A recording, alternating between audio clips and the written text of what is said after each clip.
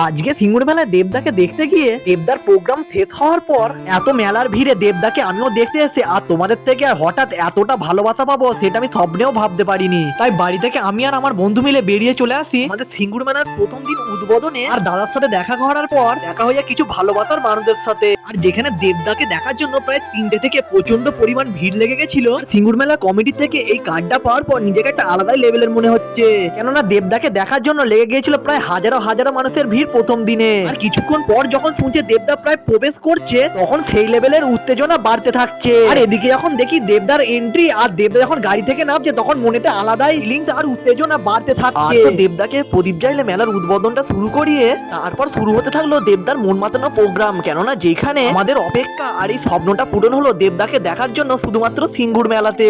আর তো এখানে প্রোগ্রাম শেষ হতে বাইরের দিকে আসতেই বোঝা গেল যে দেব ফ্যান কতটা।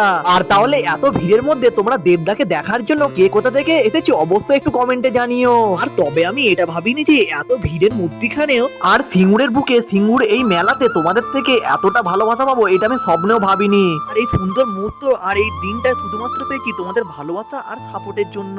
আর তো সিঙ্গুর মেলা প্রায় এখনো 12 দিন মতন বাকি আছে। যারা এখনো সিঙ্গুর মেলায় আসুনি কবে আসছো কমেন্টে অবশ্যই জানিও, তাহলে গেলে দেখা হবে, কথা হবে, ভিডিও করা হবে। তাহলে আজকের মতন টাটা, আসছি, আর দেখা হবে নতুন কোনো ভিডিওতে।